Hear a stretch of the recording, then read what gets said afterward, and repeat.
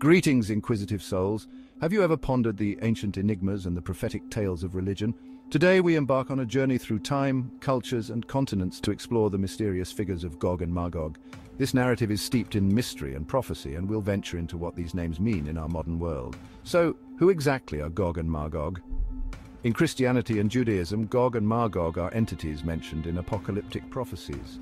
In Christianity, they appear in the book of Revelation, 27:10, as symbols of nations that will rebel against God at the end of the millennial reign of Christ. They are portrayed as adversaries of God's people who will be vanquished in a final battle before the Last Judgment. In Judaism, Gog and Magog are linked to a future battle where the forces of evil will clash with God, ultimately leading to divine intervention and the creation of a new, peaceful world order. These ideas are primarily drawn from the Hebrew Bible, especially the book of Ezekiel, chapters 38-39. In Islamic eschatology, these names, Yajuj and Majuj, referring to Gog and Magog in Arabic, are mentioned in the Quran and Hadith, representing powerful, destructive forces unleashed before the end times. Let's focus on the Islamic perspective and break down some key references. In Surah Al-Kahf, verses 93-98, we find Dhul-Qarnayn constructing a formidable wall to contain Gog and Magog. Then, in Surah Al-Anbiya, verses 96-97, there's a vivid image of them swarming down every hill. Quite chilling, isn't it? Prophet Muhammad, peace be upon him, also mentioned these forces in numerous hadiths, describing them as immensely destructive entities that emerge towards the end times. But here's where it gets even more intriguing. Enter Sheikh Imran Hosein, an Islamic scholar with a unique interpretation. According to him, Gog and Magog were released during the Prophet's lifetime and have been influencing world events ever since.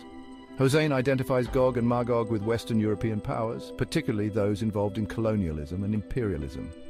Consider the rise of Western dominance from the age of exploration. Think about the influence and control of Western nations in military, economic, and political spheres, all indicative of Gog and Magog's activities, according to Hosein.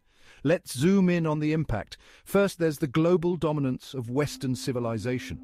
Colonization, cultural dominance, the spread of Western political systems. These aren't just historical events, but ongoing influences. Then there's economic control.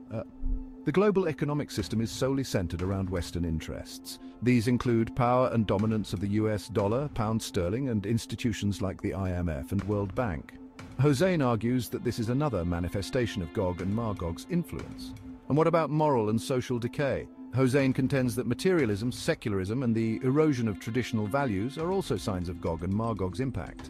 It's a profound interpretation that suggests these forces are deeply embedded in our current-day world. Sheikh Imran Hosein's views are particularly relevant for those exploring Islamic eschatology and geopolitical analyses from an Islamic perspective. He emphasizes the spiritual and moral understanding of global events and encourages Muslims to stay steadfast in their faith amidst these challenges. So what's the takeaway? Hosein's identification of Gog and Magog with Western powers offers a distinct lens through which we can view world history and current affairs. His interpretations aim to provide insight into the challenges faced by the Muslim world and the broader global community. So remember, folks, stay curious, stay informed. Knowledge is the key to understanding our world, so keep exploring those mysteries. Thanks for watching.